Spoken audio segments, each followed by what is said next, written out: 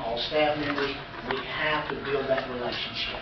That way, if somebody feels like they're being bullied, they can communicate with someone about it. And then we have the luxury of then looking into it and taking care of it. There are bills being put in right now, legislation at our state capitol about bullying. There's one that concerns me gravely. I would like to see a definition of what bullying is. We deal with, in 29 years of education, there's things that are referred to as bullying, but is it really bullying? Bullying is like sexual harassment. It's not the way it's said, it's the way it's perceived. Okay? So that's the way we're going to have to get to the understanding. Anybody that's raised a daughter that's a junior high age or has one there, you'll understand about young ladies. There's a group of them. And they stay as a group, but then tomorrow they put somebody outside the group that's in it and they bully them. Next week it's someone else in that group, same group. But that's just the nature of it. And we have to get these kids to understand if that leads to a negative, somebody feels bad about them or whatever, we need to get that type of thing in. The part about our hotline that we're trying to get out, Janet King basically handles our everyday Facebook, what comes in, the communication. What we're hoping is that as a child maybe doesn't feel comfortable going forward, if we can't build that relationship, that maybe anonymously they can contact the hotline, the parent can contact the hotline, something like this. It's not just on bullying, it's on anything. We think there's a threat, we think there's something going on between a staff member and a student. We are going to have to know those things to be able to attack it. Once it comes in, everything comes through my office. Then we determine whether or not where it goes from there. So there's steps to how we do it. Everything will have a form filled out in it, who handled it, what the action was. We're hoping that people feel comfortable enough to put their name on it so we can call them back if we need more information. If they do not, that's fine, we'll take action the best that we can.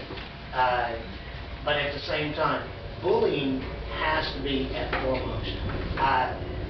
Everything gets blamed on bullying, though. It really does. The young man that took his life at Coeven, that's the first thing everybody thought bullying. It wasn't. The young man lost his mother a couple months before, and she was his rock in his life, and it never was picked up on.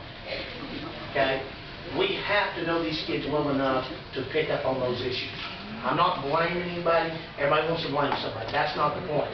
The point is develop a relationship with those kids when something goes wrong in their life. Driving back and forth on Claymore to get my master's at Northeastern. And a master in this class, the counseling class actually, that a woman who was sitting in front of me apparently was carrying a gun. Somehow or another, the gun dropped out of her purse, and we didn't know what had happened. All of a sudden, it's boom, and the professor runs out of the class. We're all going, what? Turns out this woman was from Holbert, a teacher in Holbert, and some husband, ex-boyfriend, or somebody was threatening her, and that's why she was carrying a gun. I'm thinking, well, bottom line is accidents can happen, and if you eliminate the gun, you eliminate that accident from school. Let me tell you more about the thing that goes back to what Jeff was talking about. We have to have a relationship with these kids. And it boils down to this. And guys, do not take this as a sarcastic approach. Please don't. But I say this as an analogy to understand this. We live in a society that bad's going to happen, regardless of what we do. I can fence every campus. I can put metal detectors at every door. I can put a resource officer at every door. And somebody that wants to do bad will get out here and fly an airplane right into my building. Okay? It's going to happen. If bad is meant to be, it's going to happen. We don't turn a deaf ear to it, and we do not move forward in trying to make it a priority. But I will tell you the number one way to stop most things is to build a relationship with those people you're working with, those kids, those teachers. My point about that is Bartlesville, just as Newtown was happening, Bartlesville squandered one. What happened was a young man that was part of a potential plan or overheard a plan actually had a decent enough relationship with the assistant principal, went to him and said, so-and-so's got this plan and we think you need to look into it. When they looked into it, the young man had already had a hit list, had a map, had pipe bombs already done, who he was going to take out and everything, and they stopped it. The key to that was nothing to do with anything other than having a relationship with that. Those kids feel comfortable coming in. You know, that, I think, is the answer. You still got to lock doors. And speaking of locked doors, Newtown was a locked door. Shopper went out next to it, kicked it in, and went in. The kids were locked down in drills. You know, he ended up getting people to come out to try to see what was going on, shot teachers, even though kids were hiding in the classroom. You've got procedures. The hard thing is, once they figure out your procedures, a lot of times you got to change them. Jonesboro, Arkansas, the shooting that happened over there didn't happen inside the school. Kid called a fire alarm. When the kid was accident, knew where to go. He's in the woods with a deer rifle shooting the kids. So you've got to change your procedures as you go.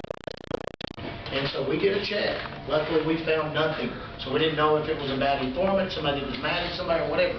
But we took action on that. You know, felt like that there was cause there, and we did so. And at the same time, I think our last one that we had the police department up, there was a smell of marijuana. And we called them in the area and found something in that locker. So that was the cause. Thank you. Yes. I know a lot of Rotarians heard Charlie Burns talk yesterday, or Tuesday. Yes.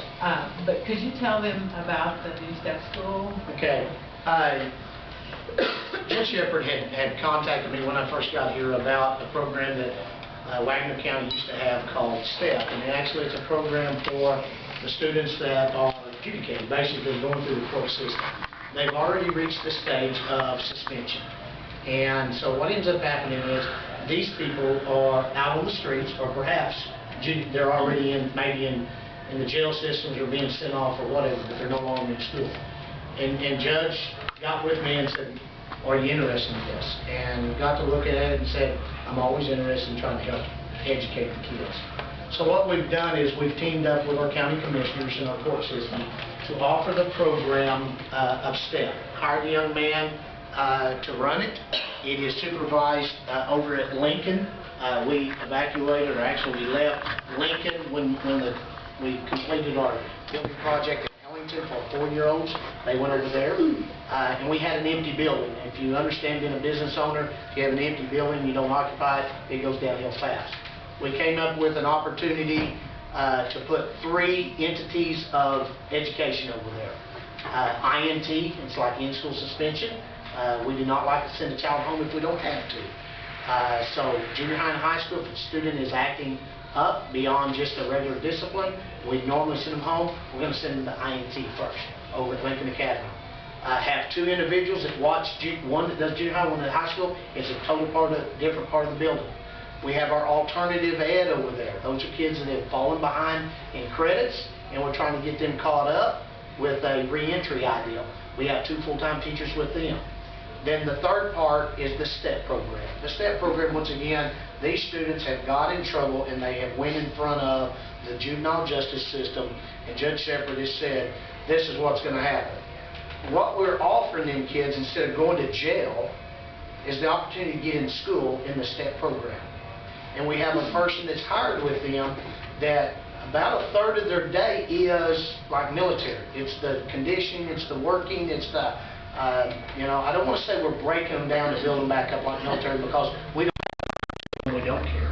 Because they're already behind, they've chosen not to follow the rules, they're getting behind, and so guarantee 90% of people's already given up, even in the school system. Strict with him, and you can tell he was military like that. They liked him so much. Yeah. Well, the program today is designed to pull them aside and tell them we do care. And this is what you need to have. And a lot of those young ladies had children already, and so alternative ed is just what it says. It's an alternate type of education. It may not be as long of a day for them.